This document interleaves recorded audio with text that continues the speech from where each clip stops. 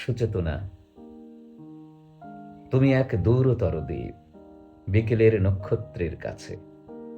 সেইখানে দারুচিনি বনানীর ফাঁকে নির্জনতা আছে। এই পৃথিবীর রক্ত সফলতা সত্য, তবু শেষ সত্য নয়। কলকাতা একদিন কল্লোলিনী তিলোত্তমা হবে, তবু তোমার কাছে আমার হৃদয়।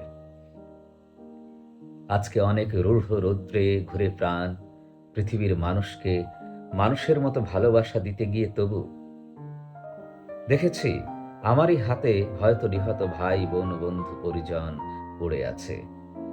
পৃথিবীর গভীরতর অসুখ এখন, মানুষ তবুও ঋণী পৃথিবীরই কাছে। কেবলই জাহাজ এসে আমাদের বন্দরের রোদে দেখেছি ফসল নিয়ে উপনীত হয় সেই শস্য অগণন মানুষের সব থেকে উৎসারিত স্বর্ণের বিস্ময়। আমাদের পিতা বুদ্ধ কনফুসিয়াসের মতো আমাদেরও প্রাণ মুখ করে রাখে, তবু চারিদিকে রক্তক্লান্ত কাজের আহ্বান। সুচেতনা, এই পথে আলো জেলে এ পথেই পৃথিবীর ক্রমমুক্তি হবে। সে অনেক শতাব্দীর মনীষীর কাজ। এ বাতাস কি পরম সূর্য করজ্জ্বল, প্রায় তত দূর ভালো মানব সমাজ আমাদের মতো ক্লান্তিহীন নাবিকের হাতে গড়ে দেব আজ নয়, ঢের দূর অন্তিম প্রভাতে।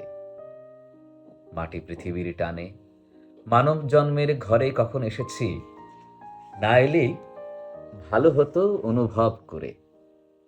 এসে যে গভীরতর লাভ হলো সেসব বুঝেছি, শিশির শরীর ছুঁয়ে সমুজ্জ্বল ভরে। দেখেছি যা হলো হবে মানুষের, যা হবার নয়। শাশ্বত রাত্রির বুকে সকলই অনন্ত সূর্যোদয়। এই যে অদ্ভুত হতাশ হয়ে উঠি আমরা দীর্ঘশ্বাস ফেলে জীবনানন্দ দাশ পড়ার সাথে সাথে, কিন্তু তবু আমরা কেন পড়ি? এর কারণ এর গভীরে প্রথিত আছে এক অনন্ত আশাবাদ। এই পরম তৃপ্তি এত পরোক্ষভাবে গোপনে গোপনে আমাদের হৃদয়ে মস্তিষ্কে আচ্ছন্ন করে রাখে যে এই হতাশা পরিণত হয় এক গভীর গোপন সুখে। এ কারণে জীবনানন্দকে আমরা এড়াতে পারি না, এক অন্যরকম ভালো লাগা কাজ করে। রবীন্দ্রনাথকে পাশ কাটিয়ে এক অন্যরকম আনন্দের ধ্বনি প্রতিধ্বনি তুলেছে জীবনানন্দ। তখন কাজী নজরুল ইসলাম মধ্য গগনে বিরাজ করছেন। তখন রবীন্দ্রনাথ তিনি সমস্ত বিশ্বব্যাপী পরিচিতিতে মানে জয় জয়কার। এমন পৃথিবীর কোনো জায়গা নেই যেখানে মানুষ জানে না যে সাহিত্যে এরকম একজন মানুষ, অনুবাদ সাহিত্য অবশ্যই তিনি নোবেল পুরস্কার পেয়েছেন। কাজে এরকম একটা পরিস্থিতিতে বনলতা সেনের মতো একটা কাব্যগ্রন্থ রচনা করা সেটা বিশ্ব সাহিত্যে বিরল। আমাদের বুঝতে হবে যে যখন দ্বিতীয় বিশ্বযুদ্ধ শেষ হচ্ছে, হ্যাঁ, অলরেডি প্রথম বিশ্বযুদ্ধ শেষ হয়ে গেছে, দ্বিতীয় বিশ্বযুদ্ধ, এই ডামাডলের মাঝখানে এই যে এখানে বলা হচ্ছে যে আমারই হাতে ভাই বোন বন্ধু পরিজন মারা যাচ্ছে, তার মানে আমাদের এই মানবীয় ইতিহাসের ভিতরে দেখতে পাচ্ছি অনেক অমানবীয় কাজ, সেগুলো কবিতায় এসছে।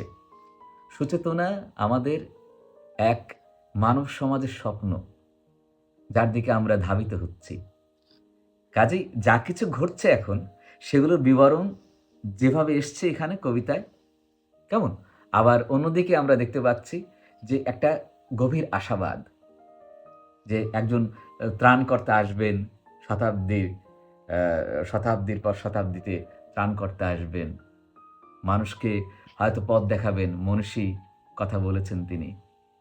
কেমন এই বিকেলের নক্ষত্রের কাছে কেন বলা হচ্ছে যে বিকেলের নক্ষত্র হয়ে উঠছে কি সূর্যকেই তিনি বলছেন। সূর্য অস্তমিত হয়ে যাচ্ছে, কেমন মানে মানুষের হয়তো আর দেবার কিছু নেই, এরকমই আমরা মনে করি জীবনানন্দ দাশের কবিতাকে।